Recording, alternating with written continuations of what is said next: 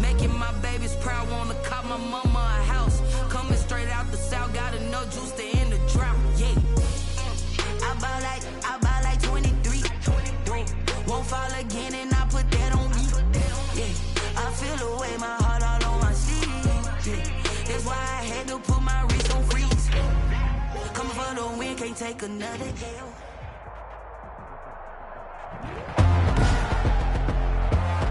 Tonight, from TIAA Bank Field in Jacksonville, Florida, it's the AFC Wildcard Round on EA Sports.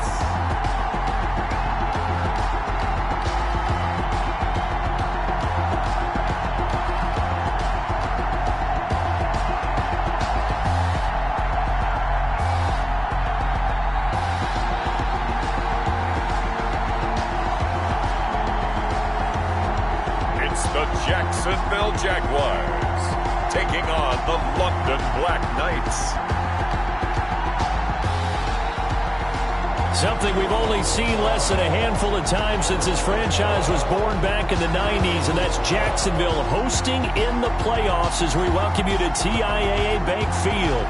Tonight, it's the AFC's turn to take center stage as we've got a wild card matchup on tap between the London Black Knights and the Jacksonville Jaguars.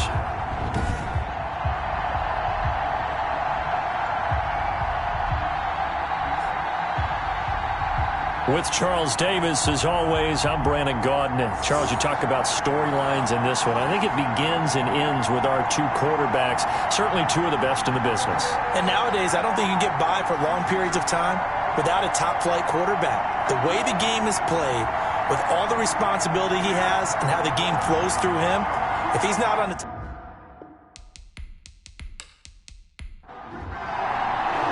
The battle for the Lamar Hunt Trophy begins as we're underway in this AFC wildcard game. Fields it in the middle of the end zone.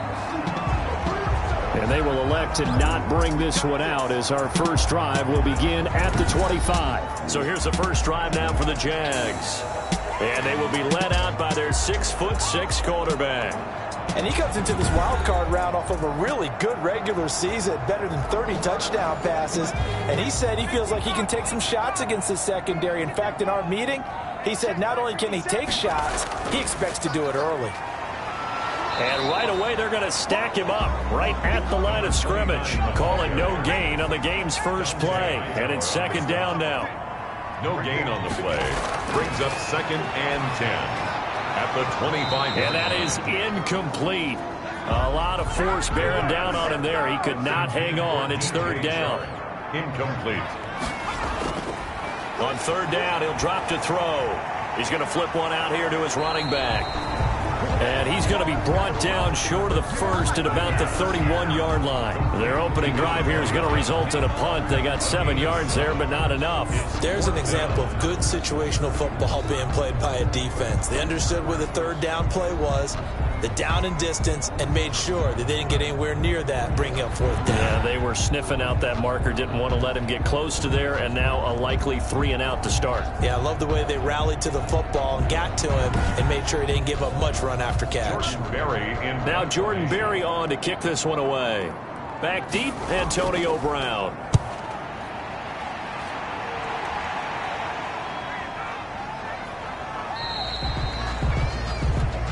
So possession goes over here on the punt. And the offense will take over with a new set of downs. So out comes this offense to take over for the first time. And leading them out there, we get a look at their 6'3" quarterback. Let's face it, it doesn't matter if you're a rookie free agent or a 15-year vet. Guiding a team to victory on the road in the playoffs, that's no small feat. And it's going to be really important for him to play mistake-free football. But equally important, create some big plays as well to give his team confidence that they can win.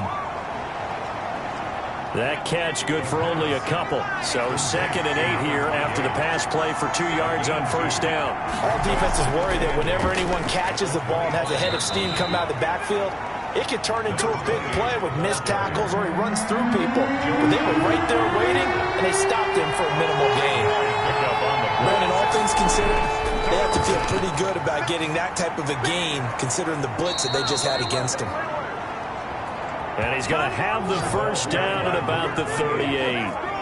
A strong 8 yards will keep this drive rolling. Well, one unit I know you want to watch is that offensive line. If they keep clearing holes like that, it could be a long night defensively. No doubt about it, because when they are in sync, as we're seeing so far, when that continuity is there and you can see that they're playing off of each other while controlling the defensive front and linebackers, you're exactly right. It could be a very long night for the defense because someone's going to run for some big yardage. So here's a 1st and 10 at the 38.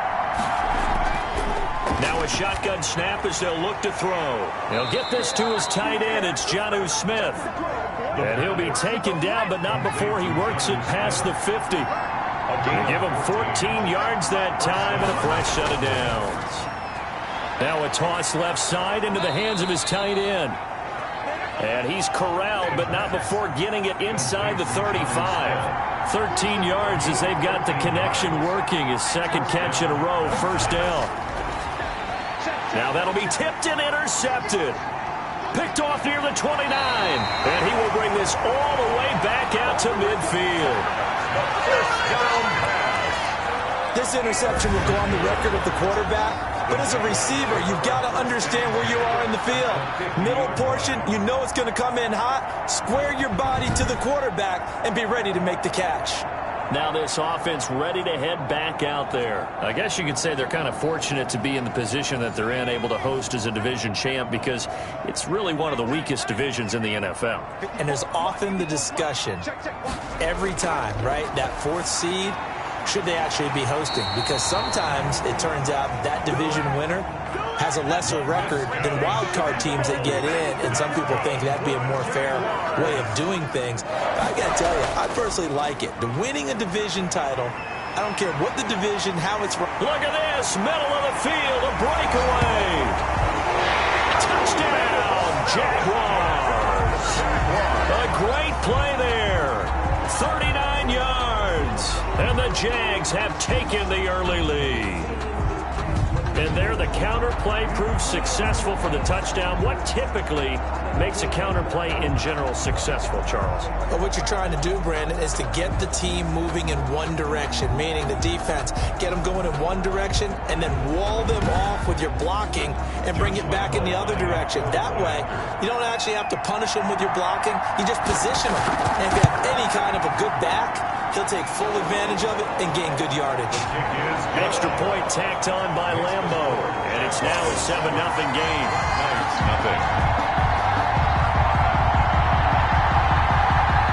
Josh Ryan. And Lambo now, after the touchdown, he'll kick this one away. On the return, here's Hall. Fights him off. And they'll start this drive just across the 30. Pretty nice work on the return. At their own 31-yard line. Back onto the field comes this offense, ready for their second drive. They had the interception last time. It led to the opening touchdown. So now 7-0 the score as they start 1st and 10.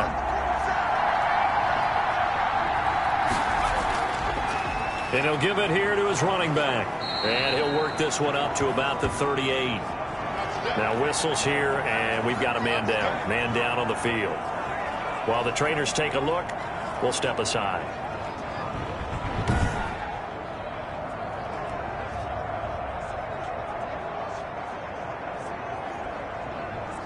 Eight yards the gain on that last run. Here's 2nd and a couple.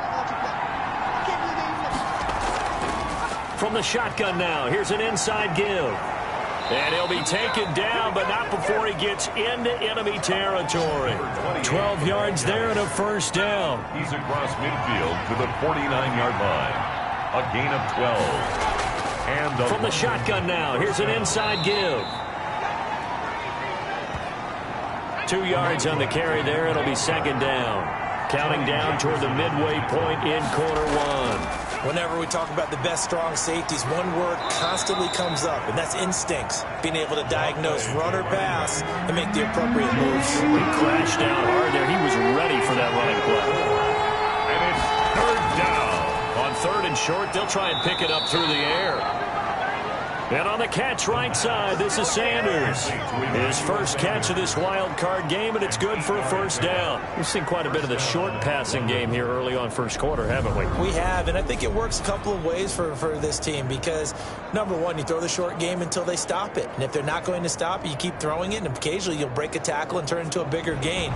Also, if they start to creep up, start to pressure receivers, now you go over the top, take it deep, and now you get some of those big shots downfield. They'll look to throw now on first down. Throwing right, and that's complete. And he's got this down almost to the 20 before he's dropped. Back-to-back receptions for him, and it's another first down. From the shotgun now, here's an inside give. 5 yards is the tally on first down. That brings up 2nd and 5. 16-yard line. It's a gain of 5. Brings up 2nd and 5. This will be caught just inside the 10. And here he'll get it down to the 7. That leads us to a 1st and goal. It's a pickup of 8. He'll look to throw. He'll try and set up the screen. It's complete. And he'll be brought down here at the 3-yard line. They'll contain him to just 4. 2nd down. Brings up 2nd and goal at the Jaguars' 3-yard line. Now here's a look for the end zone, but that one's going to wind up incomplete. That was a touchdown if he could have hung on. Instead, it was a well-timed collision to jar that one free. Big play coming here. It's 3rd and goal. They'll try to run this one in. They push forward, but I don't think it's enough. He's going to be about a yard short. He needed 3. He got 2. Now that'll set up an interesting situation here on 4th and a yard. 4th and goal. Here we go with Michel, and he is into the end zone for a touchdown. Taking it in from a yard out. And his guys are an extra point away from tying this thing up. Well, there was no secret there. They were in goal line formation. They wanted to pound it in on 4th and goal, and they did just that. And how about the challenge? That's a challenge to the offensive line, which they eagerly accept. I haven't met a lineman yet that doesn't want to run the ball more than throw it because they get to fire out and really smack someone. And, boy, they got it done. I'm sure they were encouraging them on the sideline. Let's go, and let's run the ball as well. And they put it in for 6. It's up and good. So these teams match touchdowns here in the first quarter, and we're tied 7-7. That one in the books as a 12-play drive. And it was Sony Michel's touchdown scamper that polished the drive off. So all even at 7 now as they kick it away. Takes this about 5 yards deep. And they'll bring it out to the 25 as Agnew elects for the touchback. Jacksonville back on offense and ready to take over. And they had to wait a long time to get the football back. Probably not what you were hoping for when you got an offense that's humming. Agreed. What you were looking for is the defense get the ball back pretty quickly, right? Hoping for a 3 and out. So that didn't happen. You can't yell at your D for that. They've got to take care of their own business and reestablish themselves now that they're back on the field. And able to break one tackle, but then quickly brought down. But a nice little gain. Give him 10 yards on the pickup, and that'll bring up a 2nd and just about a few inches here. Good throw, good catch, but I really like the route. The drag and being able to run away from defenders. Hard to stick with them for that long. Yeah, better against man than zone, or? Better against man, because now you're running away from someone, and you're not running into a defensive player in another zone. 39-yard line. Throwing on first down, but this one winds up to be incomplete. So line of scrimmage still the 39 on 2nd and 10. Brings up 2nd and 10. A throw over the middle taken in. And he'll have it past midfield almost to the 40 before being taken down. His 2nd catch of this wild card game, and it goes for a first down. Well, that certainly has to feel good. It's not all the time that the play caller should get all the credit. Sometimes I think in the huddle, the quarterback just says, hey, who's going to make a play for me? I just need something right here. And the end result there, nice first down. Drive keeps moving. So on the other side of the field now, it's 1st and 10 as they've got things rolling on this drive. And now the throw taken in by Chark. And they'll wind up getting this one all the way down inside the 20. A good pickup there, 21 yards. 21 more yards. That's another Jaguars first down. First and 10 at the 19-yard line.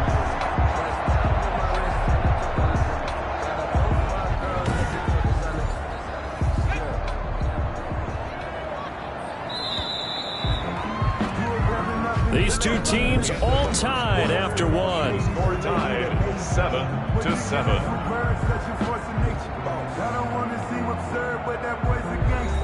So here's a first and 10 now down inside the 20.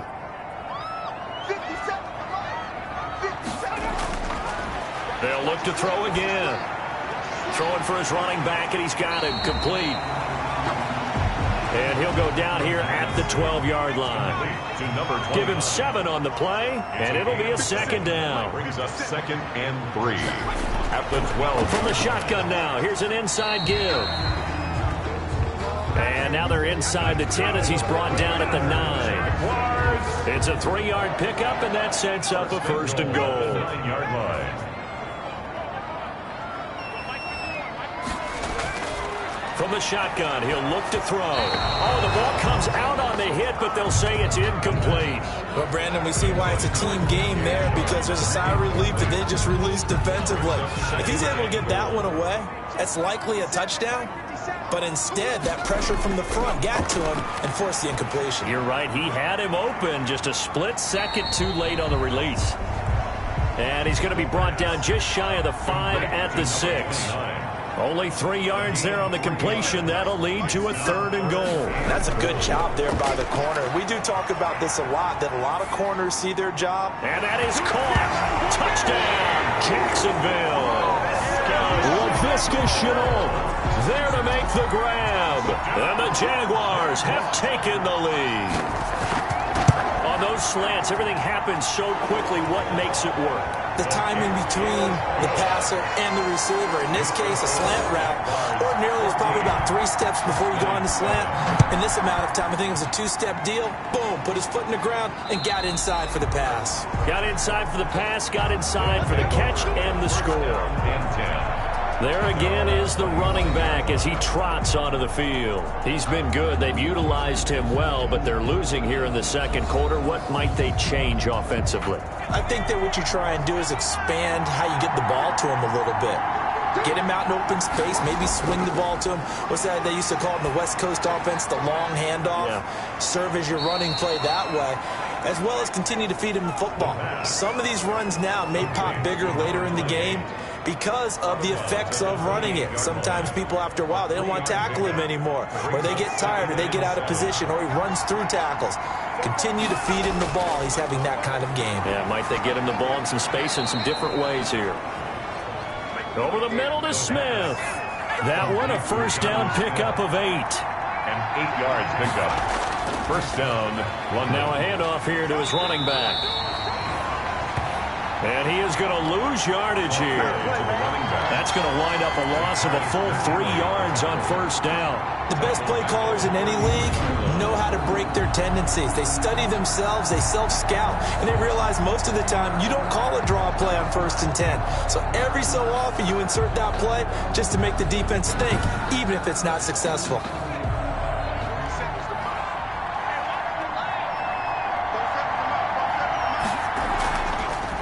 From the shotgun now, here's an inside give.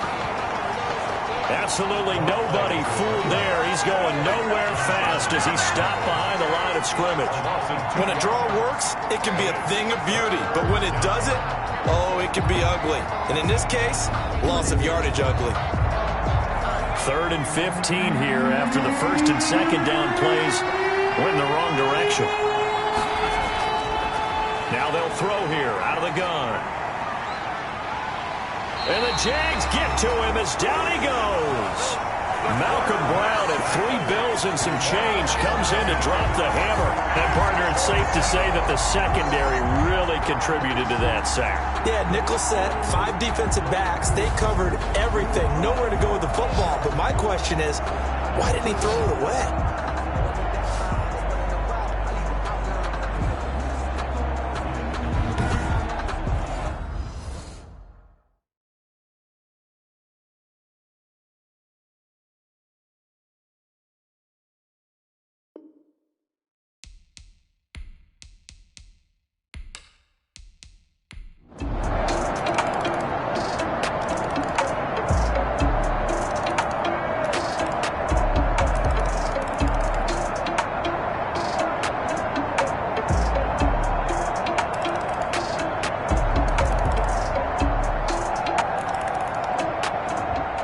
said beginning of the season they wanted to get past the wild card round. Well, they just got past the wild card round. How about that, being able to put the big check marks up in the